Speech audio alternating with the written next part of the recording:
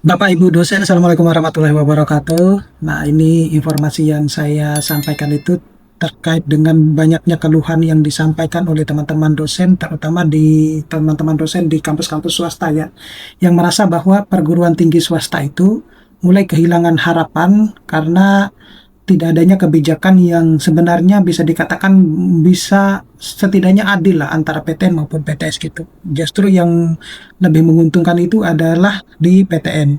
Nah, sebelum saya membahas ini lebih dalam, saya mau menginformasikan kepada teman-teman dosen bahwa bagi teman-teman dosen yang ingin mendownload e-book yang bisa digunakan untuk menulis jurnal-jurnal Scopus, jurnal Sinta 1 hingga Sinta 6, kemudian menulis buku, Bapak Ibu dosen bisa mendownloadnya melalui link yang sudah saya sediakan pada deskripsi dari video saya ini. Jangan lupa juga untuk memfollow Instagram, Facebook maupun TikTok saya karena biasanya informasi terkait dengan webinar penulisan artikel ilmiah yang dipublikasikan di jurnal Scopus biasanya saya share di situ. Nah, untuk yang pertama dulu Bapak Ibu dosen ya, jadi peran PTS sendiri itu seperti apa sih sebenarnya? Jadi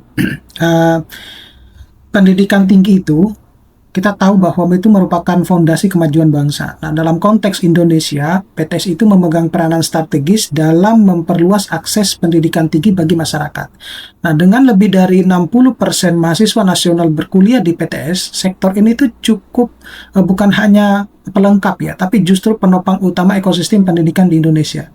Namun, PTS kini itu menghadapi krisis eksistensi ya, bukan terutama karena mutu yang rendah, tetapi karena persepsi sosial, kemudian tekanan kebijakan, dan dinamika demografi yang menjadi kelangsungan mereka semakin terancam.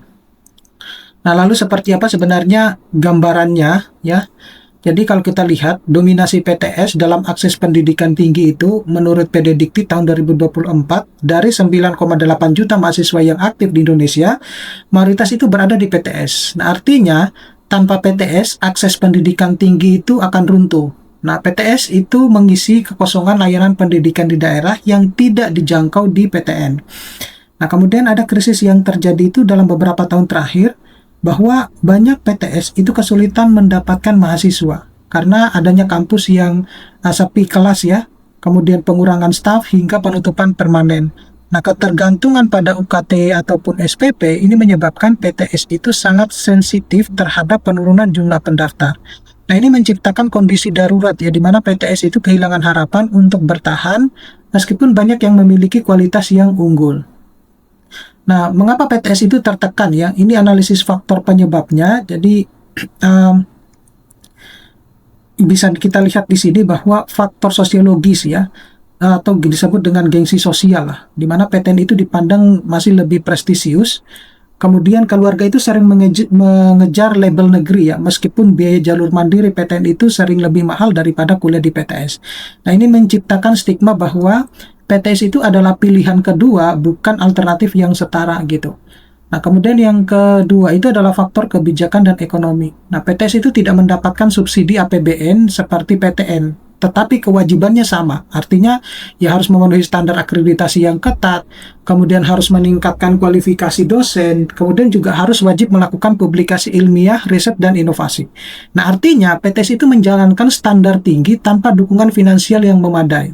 Kemudian yang ketiga itu adalah penurunan jumlah mahasiswa baru. Nah, sumber dana PTS itu adalah SPP ataupun UKT mahasiswa, atau bahkan donasi yang ya jarang signifikan lah. Nah, kemudian ada kerjasama industri, bahkan riset kompetitif yang sangat terbatas. Nah, akibatnya menyebabkan penurunan mahasiswa berarti ancaman langsung terhadap kelangsungan operasional. Jadi tidak mampu membayar gaji dosen, tidak dapat merawat sarana prasarana, tidak bisa membiayai akreditasi dan riset, bahkan pada akhirnya kampus itu tutup gitu. Nah, seperti apa sebenarnya realitanya ya mutu PTS ini? Jadi realita mutu PTS itu antara prestasi dan percepatan stigma gitu ya. Jadi jika ditinjau objektif, banyak PTS berakreditasi unggul, banyak memiliki dosen doktor dan profesor, banyak yang berjenjang dengan industri yang berjejaring ya dengan industri dan menjadi pelopor inovasi lokal. Nah, namun prestasi tersebut itu sering kalah oleh persepsi publik yang lebih memprioritaskan status negeri daripada substansi kualitas. Nah, inilah akar keadilan akademik yang timpang ya, di mana PTS itu berjuang keras untuk meningkatkan mutu, tetapi pengakuan publik itu tertahan oleh stigma yang lama. Nah, pada akhirnya apa? Jadi akan kehilangan dampak ya jika PTS itu runtuh ya. Seperti misalnya, krisis PTS itu tidak hanya berarti tutup lembaga, tetapi juga hilangnya akses pendidikan tinggi bagi jutaan siswa dari keluarga menengah ke bawah. Yang kedua itu hilangnya pusat inovasi lokal dan riset daerah. Ada juga menurunnya kualitas SDM ya nasional dan bertambah lebarnya kesenjangan antara kota besar dan daerah. Nah, PTS itu adalah lenteranya daerah, bukan sekedar sekolah tinggi alternatif. Keruntuhan mereka itu berarti hilangnya separuh kekuatan pendidikan Indonesia. Nah, tentu ada jalan keluar ya, solusi yang ditawarkan. Jadi, ada beberapa strategi kunci yang dapat mungkin memulihkan ekosistem PTS. Yang pertama itu membangun narasi mutu bukan status ya.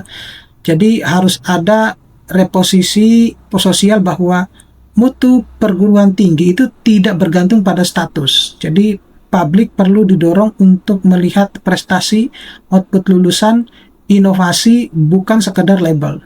Kemudian menguatkan kolaborasi dengan industri dan komunitas. Nah, kampus itu perlu terhubung langsung dengan kebutuhan dunia kerja. Nah, proyek kolaborasi, kemudian magang industri, kurikulum berbasis kompetensi itu harus diperluas. Nah, hal ini itu memperlebar daya tarik kampus sekaligus meningkatkan kualitas lulusannya. Kemudian yang berikutnya itu adalah inovasi pembelajaran. Jadi inovasi pembelajaran itu di mana PTS itu perlu menjadi pelopor ya, misalnya hybrid learning, kemudian digital learning, atau bahkan micro learning dan short course ya, atau sistem pembelajaran personal. Nah, inovasi ini tuh bukan sekedar modernisasi, tetapi adaptasi terhadap masa depan kerja. Ada juga dukungan kebijakan yang lebih adil ya. Jadi, dukungan kebijakan yang lebih adil di sini itu ya pemerintah perlu memberikan insentif khusus untuk PTS unggul, kemudian memberikan beasiswa mahasiswa khusus untuk PTS, dan menyediakan dana riset terdistribusi merata. Jadi, sistem pendidikan tinggi itu harus dilihat sebagai satu ekosistem, bukan kompetisi antar status gitu. Dan yang kelima itu adalah menyebarkan kisah inspirasi PTS unggul. Jadi, cerita sukses PTS itu adalah alat efektif mengubah persepsi bahwa lulusan sukses, kemudian riset inovatif, kemudian pengabdian kepada masyarakat yang memiliki dampak besar. Nah, dokumentasi dan publikasi kisah ini tuh membangun citra baru untuk PTS itu sendiri. Nah, yang perlu direnungkan ya di sini, jadi apa yang sebenarnya yang kita cari dari pendidikan? Jadi, apakah kita mencari label kampus atau kapabilitas lulusan? Itu dulu. Nah, apakah pendidikan itu adalah investasi manusia atau sekadar simbol gengsi? Nah, kualitas bangsa itu tidak dibangun oleh status kampus, tetapi oleh ilmu, integritas, karakter, maupun kontribusi nyata. Nah, PTS itu telah lama menjadi pahlawan senyap yang menopang jutaan mahasiswa. Nah, kini mereka membutuhkan pengakuan, dukungan, dan kebijakan yang lebih adil dan lebih stabil. Nah, untuk penutupnya, jadi setiap perguruan tinggi, negeri maupun swasta itu adalah lentera ilmu. Nah, jika satu padam, sebagian harapan bangsa itu ikut redup ya. Oleh karena itu, PTS itu harus diberi ruang tumbuh yang setara, masyarakat perlu mengakui mutu tanpa terjebak pada status, dan pemerintah itu harus menciptakan kebijakan yang memperkuat keberlanjutan. Nah, nilai-nilai sejati perguruan tinggi itu terletak pada kemampuannya melahirkan manusia budaya, bukan pada label institusinya. Nah, selama ini, pendidikan yang lulus memiliki semangat belajar yang hidup dan manusiawi atau mahasiswa ya, yang berharap PTS tetap akan menjadi fondasi penting pada masa depan Indonesia. Oke, saya kira cukup sekian Bapak Ibu dosen, mudah-mudahan ini bisa bermanfaat. Nanti kita akan ketemu pada video-video selanjutnya. Saya Iri, assalamualaikum warahmatullahi wabarakatuh.